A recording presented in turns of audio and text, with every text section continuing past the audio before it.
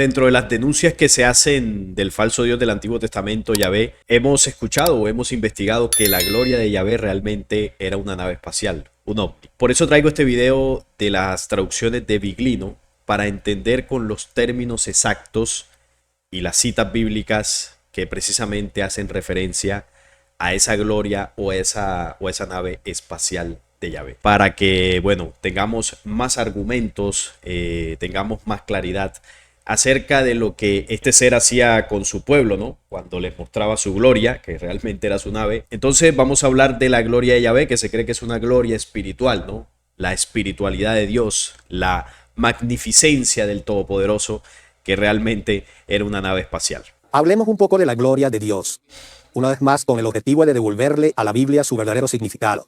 Gloria es la palabra con la que se traduce la palabra hebrea kabod. El trabajo de hoy no es fácil porque la palabra kabod no se debe de separar de otros dos conceptos que a menudo aparecen junto a esta, ruach y querubín. Kabod, ruach y querubín. Estos tres términos están asociados a la gloria de Yahvé o a su nave. Vamos a ver cómo lo explica él. Pero trataré de ser lo más claro posible y dar algunos ejemplos muy simples y claros. Hay muchos pasajes bíblicos en los que se menciona este conjunto de objetos voladores y que a menudo aparecen vinculados entre sí, kabod, ruach y querubín. Hoy echaremos un vistazo al término hebreo kabod, que deriva de un verbo que significa ser pesado, tener cierto peso, pero también ser distinguido o ser duro. Los griegos en el siglo III a.C. condujeron o tradujeron este término con la palabra doxa, que se traduce en las lenguas modernas como gloria.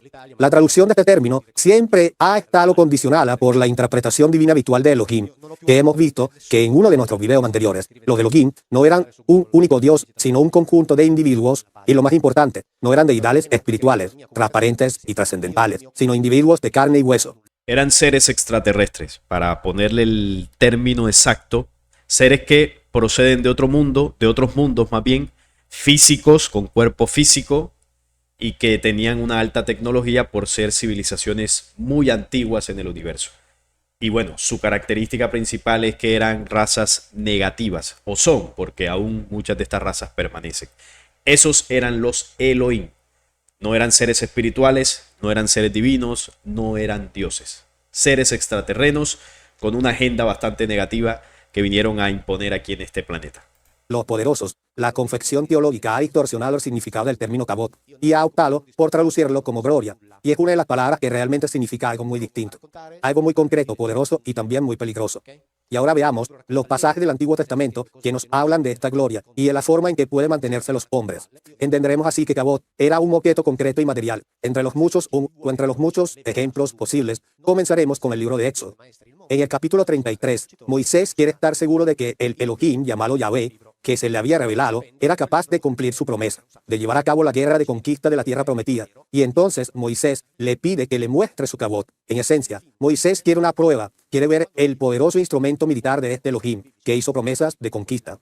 El Elohim Yahvé entiende que Moisés lo necesita y acepta su petición. Sin embargo, Yahvé le advierte de lo que está por suceder, y de lo que está por suceder es extremadamente peligroso, que puede incluso causar su muerte. Y entonces el Elohim, Yahvé, prepara a Moisés para una serie de instrucciones muy prácticas y toma una serie de precauciones muy precisas. Lo primero de todo, le dice a Moisés que se prepare para subir la montaña a la mañana siguiente y que nadie, ni un hombre ni bestia, debería estar en la ladera de la montaña, o de lo contrario morirían. Y le dice a Moisés que él no podrá ver el kabod de frente, sino que solo por la parte de atrás, porque de lo contrario moriría. Luego le dice que cuando el kabod pasara, debía esconderse en las ranuras de la roca del pico de la montaña, para que Yahvé pudiera protegerlo y salvarlo de una muerte cierta. Esto es algo que demuestra, obviamente, que esta gloria no era espiritual.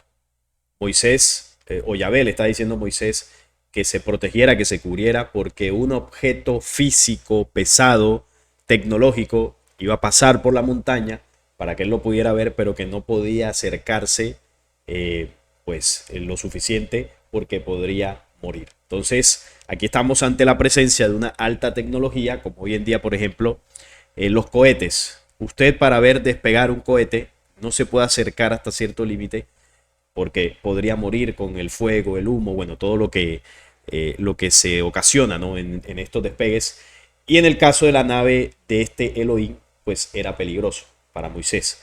Y le da unas recomendaciones, ahora vamos a ver la cita, mientras Biglino termina de explicarlo, para que veamos que Moisés estaba ante la presencia de algo físico que podía hacerle daño. No había nada espiritual en ese evento. La historia continúa y todo transcurre en la cima de la montaña, mientras la gente que estaba abajo presenciaba los poderosos fenómenos y los oídos producidos por la llamada gloria de Dios. Después de esta experiencia, Moisés va a la montaña y se presenta ante la tribu de Israel con el rostro enrojecido, como quemado, hasta el punto de que cuando está afuera, siempre se cubría la cara con un velo y solo se la quitaba al entrar a su tienda. Estos desenlaces son difíciles o incluso imposibles de entender cuando se habla de una gloria espiritual, pero no parecen tan extraños cuando se considera que en Éxodo 34 se dice que cuando Moisés sube a la montaña, el cabo de Elohim está ubicado y mora en la cumbre, produciendo una nube que cubre al mismo. Por lo que hablamos de un objeto que viene, pasa y luego se detiene, o más bien, diríamos que aterriza en la cima de la montaña frente a Moisés. Vamos al Éxodo 33 para que vayamos comprobando las citas de lo que el señor Biglino está diciendo. Aquí está esa parte que le explica: y Jehová dijo a Moisés, también haré esto que has dicho, por cuanto has hallado gracia en mis ojos, y te he conocido por tu nombre. Él entonces dijo, te ruego que me muestres tu gloria, le dice Moisés a Yahvé. Y él le respondió, yo haré pasar todo mi bien delante de tu rostro, y proclamaré el nombre de Jehová delante de ti. Y tendré misericordia del que tendré misericordia, y seré clemente para el que seré clemente. Dijo más, no podrás ver mi rostro, porque no me verá hombre y vivirá. Y dijo aún Jehová, he aquí un lugar junto a mí, y tú estarás sobre la peña. Y cuando pase mi gloria, yo te pondré en una hendidura de la peña, y te cubriré con mi mano hasta que haya pasado.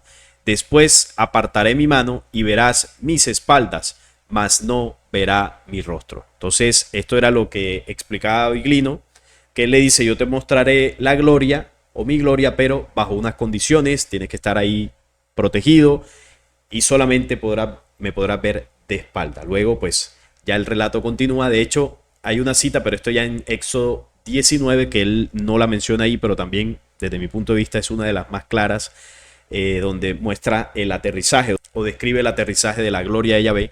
Dice acá, todo el monte Sinaí humeaba, porque Jehová había descendido sobre él en fuego, ¿no?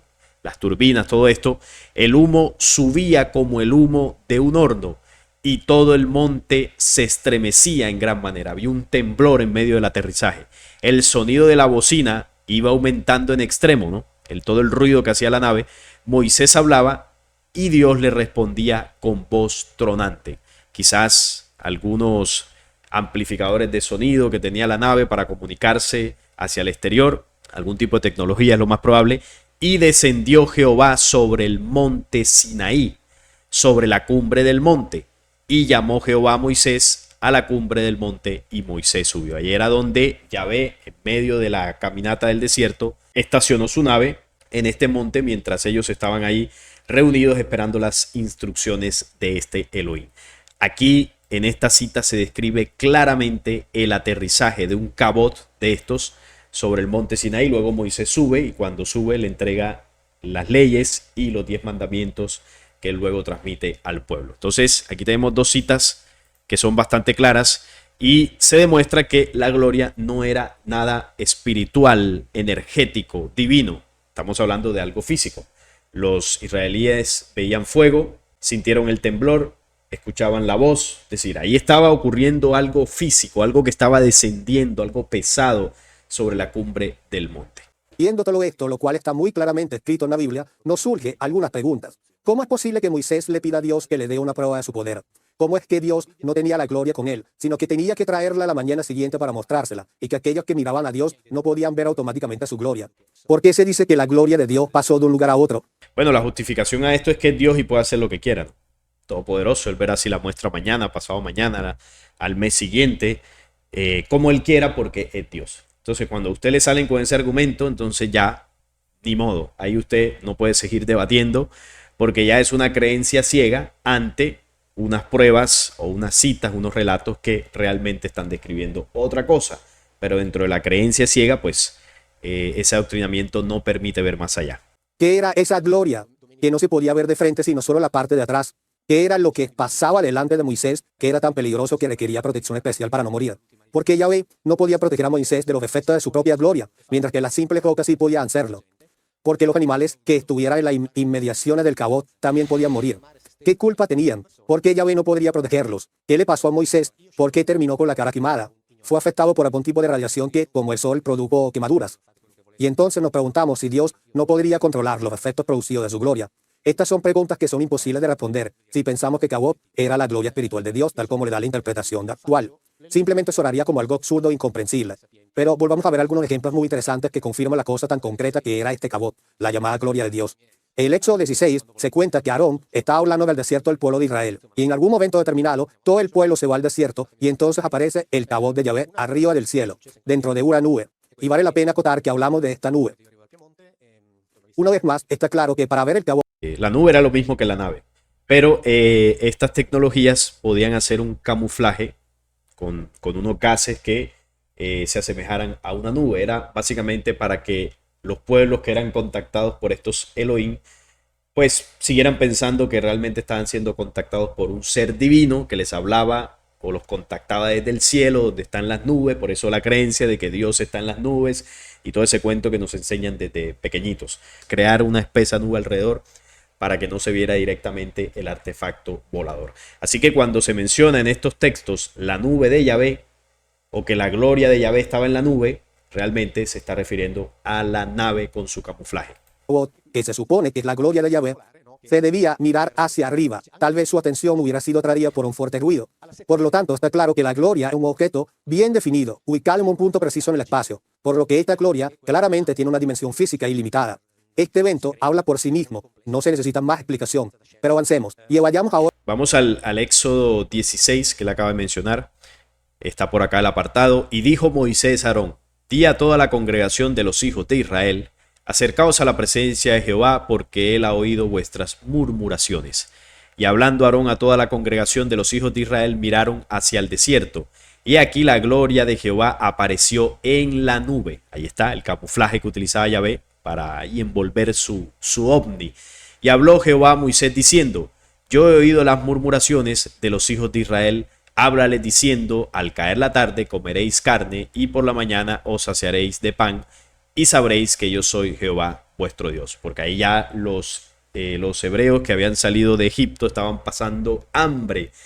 Y ya estaban diciendo: oye, ¿qué está pasando? Que este señor Moisés nos sacó con la promesa de un supuesto Dios de llevarnos a una tierra prometida, y aquí lo que estamos dando es vueltas en el desierto, tenemos hambre, sed, no sabemos qué está ocurriendo. Y ya el pueblo comenzaba como a medio rebelarse, como en muchas ocasiones pasó en el desierto. Y Yahvé, para apaciguar los ánimos, en este caso le dio comida, pero en muchas otras ocasiones generó masacres para ir exterminando a los rebeldes, y así dejó una generación de hebreos en medio de esos 40 años que fuese mucho más obediente, es decir, limpió el linaje de sangre, limpió la raza, esa raza que descendía, ¿no?, directamente de ellos mismos, los Elohim, pero que se habían comenzado a mezclar con otros pueblos, otras tradiciones como los egipcios, y Yahvé necesitaba limpiar ese linaje genético para que los que quedaran pudieran seguir al pie de la letra los mandamientos y las leyes que en ese mismo desierto le dio a Moisés. Entonces aquí vemos que la nube apareció en el cielo, ellos miraron hacia el desierto, es decir, focalizaron su atención en un punto donde la nave se manifestó. Un punto, como decía Viglino, en el espacio. Cubría un espacio, abarcaba un espacio, porque era un elemento físico donde desde ahí le hablaba a Moisés. Ahora el libro de Ezequiel. Mencionaré apenas algunos versículos de muchos eventos que se acontecen en este libro. En el capítulo 3, el profeta narra que ha sido levantado por un guruash y dice: escuché detrás de mí el sonido de un gran terremoto, y entonces el Cabot de Yahvé se alzó sobre la tierra. Esta traducción parece una invención. De hecho, algunas Biblias, como la Biblia del rey Jacobo, dicen que la gloria de Dios estaba siendo bendecida desde ese lugar. Pero, ¿cómo se bendice la gloria de Dios desde un lugar? Esto se vuelve aún más absurdo, y de hecho es una mala interpretación de la palabra hebrea Berum y de toda la construcción de esta oración. La confusión en estas traducciones proviene del hecho de que el término Berum se lee como Baruch, y Baruch significa bendito. Pero en hebreo, la lectura correcta de Berum significa levantarse del suelo. La traducción exacta que he mencionado anteriormente se encuentra en muchas Biblias, e incluso ha sido confirmada por el profesor exegeta hebreo Emanuel Top en su texto Crítica Textual de la Biblia Hebrea.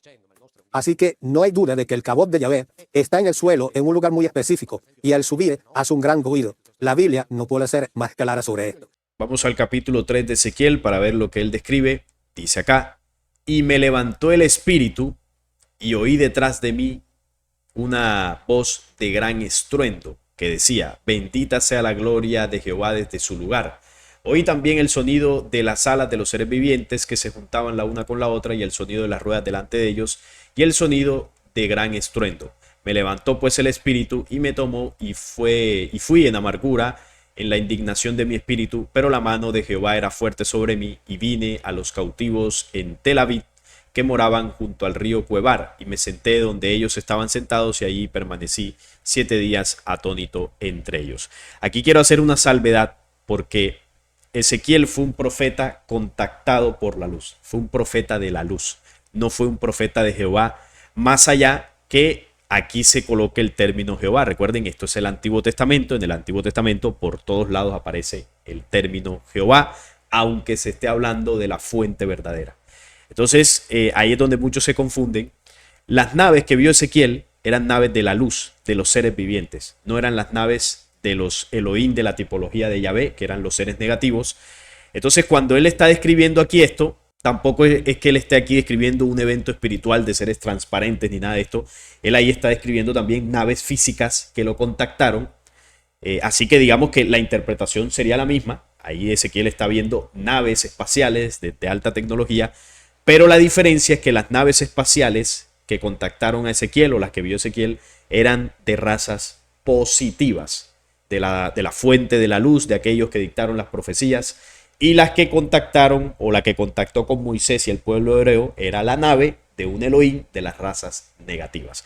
Esa es la diferencia, pero en ambos eventos, y Billy no tiene razón cuando se traduce esto, aquí no está hablando de ninguna gloria espiritual, aquí está hablando de, evidentemente, un aparato físico que, como dice acá, se levanta del suelo, y Ezequiel escucha detrás la voz y dice: bendita sea la gloria de Jehová desde su lugar. Entonces, cuando habla de lugar, está hablando de un espacio en concreto. Entonces, la traducción es correcta, pero hago la salvedad de que aquí no se está refiriendo a la nave del Elohim Yahvé, sino a las naves de los seres vivientes, razas positivas, razas de la luz, que contactaron a Ezequiel para entregarle pues todo lo que él reveló en su libro, profecías y demás.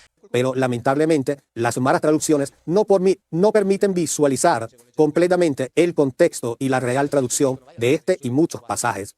La Biblia también es clara en el capítulo 10 del libro de Ezequiel, cuando nos habla del tolo o de todos los movimientos aéreos que hace el cabot.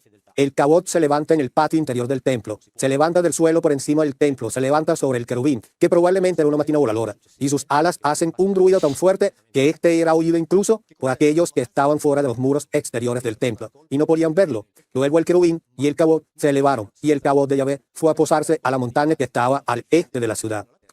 En el capítulo 43, Ezequiel describe que este cabot viene del este, nuevamente produciendo un fuerte ruido y con la tierra debajo del mismo brillando. Primero que todo hay que decir que si el cabot venía del este, eso quiere decir que la gloria de Dios no venía ni del norte, ni del sur, ni del oeste. Es decir, que estaba limitada en el espacio. La Biblia griega dice claramente que el ruido aumentaba a medida que se acercaba el cabot y que la luz que producía iluminaba la tierra que había debajo justo de él. Obviamente es una nave. Vamos al capítulo 10. Aquí explica lo que él está diciendo. Me fijé y al lado de los querubines vi 4 ruedas. Junto a cada una de ellos, las ruedas tenían un aspecto brillante como el topacio. Las 4 ruedas se asemejaban y parecían como si una rueda estuviera encajada en la otra. Al avanzar, podía hacerlo en las 4 direcciones sin necesidad de moverse. Está escribiendo cómo se movía el cabot, ¿no? Avanzaban en la dirección a que apuntaba la cabeza el querubín y no tenían que volverse. Todo el cuerpo, la espalda, las manos y las alas de los querubines, al igual que las 4 ruedas, estaban llenas de ojos. Alcancé a oír que las ruedas se les llamaba ruedas giratorias. Cada uno de los querubines tenían 4 caras. La primera de querubín, la segunda de hombre, la tercera de león y la cuarta de águila. Entonces aquí vemos la descripción de un objeto que tenía ruedas, que se movía, que giraba, que se elevaba. Está describiendo una nave. Que quien quiera ver otra cosa en esto, tiene el velo, ese famoso velo de Moisés, que se ha puesto ante los ojos de muchos creyentes a nivel mundial en el tema de las religiones, para que no puedan ver la realidad. Está hablando de la nave de los seres vivientes. ¿Y qué son los seres vivientes? Los mismos que describe Apocalipsis, que le coloca aquí los digamos, el aspecto, entre comillas, ¿no? Aquí se está refiriendo a las constelaciones, es decir, el lugar de origen de donde provienen estas razas que también han venido en sus naves aquí al planeta Tierra y han contactado. La cara de león, constelación de Leo. El águila es la constelación de Escorpio. Está también la constelación de Acuario, del hombre con cántaro de agua. Y la otra es la constelación de Tauro, que son los 4 seres vivientes que describe Apocalipsis. Ezequiel está hablando de lo mismo. No son monstruos con cara de estos animales, es un símbolo para referirse a las constelaciones de esas estrellas donde alrededor giran planetas. Han venido humanidades aquí a contactar también con sus querubines o con sus naves. Eso es lo que está describiendo Ezequiel. Él habló también de este capítulo, el capítulo 43, de la gloria de Yahvé. Entonces el hombre me llevó a la puerta que da al oriente. Vi que la gloria del Dios de Israel venía del oriente en medio de un ruido ensordecedor, semejante al río caudaloso, y la tierra resplandecía con la gloria. Esta visión era semejante a la que tuve cuando él vino a destruir la ciudad de Jerusalén, también a la que tuve junto al río Cuebar, y caí rostro en tierra cuando la gloria del Señor entró en el templo por la puerta que daba al oriente. Entonces el Espíritu me levantó, me introdujo en el atrio interior y vi que la gloria del Señor había llenado el templo. En esta cita en concreto, Ezequiel sí se está refiriendo a la gloria de Jehová, a la nave de Jehová. ¿Por qué? Porque está hablando de Jerusalén, está hablando cómo la gloria entra al templo. La gloria que describe aquí no es la de los 4 seres vivientes, no tiene las ruedas, las caras, todo esto que él describe de la gloria que ve, por ejemplo, en el capítulo 1 o la que acabamos de ver en el capítulo 10. Aquí sí está hablando de la gloria del Elohim Yahvé. Entonces, cuando uno estudia los detalles de cada cita, se da cuenta de qué tipo de nave está hablando Ezequiel. Él se contactó con las naves de la luz, pero también denunció las naves de los Elohim, como en este caso que habla de la nave de Yahvé llenando el templo. Como en varias ocasiones también en la Biblia se narra cuando la gloria de Yahvé entra al templo de Salomón, y llena el espacio. Tanto así que dice que los sacerdotes no podían hacer sus labores dentro del templo porque la gloria de Yahvé llenaba el lugar. Llenaba un espacio físico, no era nada espiritual. No podía haber una descripción más concreta de la llegada de un objeto volador que produce efectos sonoros y visuales tan precisos. Ezequiel no estaba dormido, estaba absolutamente despierto, no era un loco que tenía que experimentar visiones, y él incluso comparaba los varios encuentros que tuvo con estos objetos voladores y dice que es una de esas experiencias finalmente abiertas de la llegada de un objeto volador que produce efectos sonoros y visuales tan precisos. Ezequiel no estaba dormido, estaba absolutamente despierto, no era un loco que tenía que experimentar visiones, y él incluso comparaba los varios encuentros que tuvo con estos objetos voladores y dice que es una de esas experiencias finalmente había entendido que eran esos objetos, los querubines, que se habían encontrado una vez anteriormente en el río Sabar.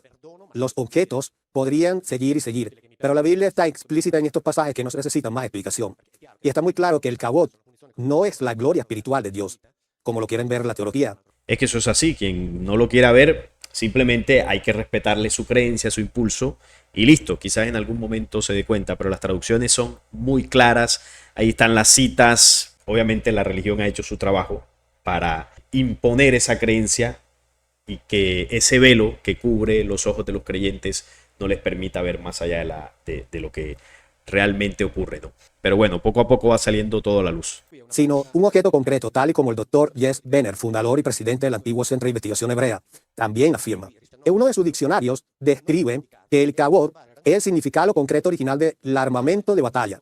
Este significado, el armamento, encaja con el significado literal de la raíz de Kabod, que es pesado, y el armamento son armas pesadas y defensivas en una batalla. En Éxodo 16, Israel verá el armamento de Yahvé, irá batallando por ellos contra los egipcios. Como sabemos, el hebreo es una lengua polisémica y por lo tanto cada palabra puede tener más de un significado.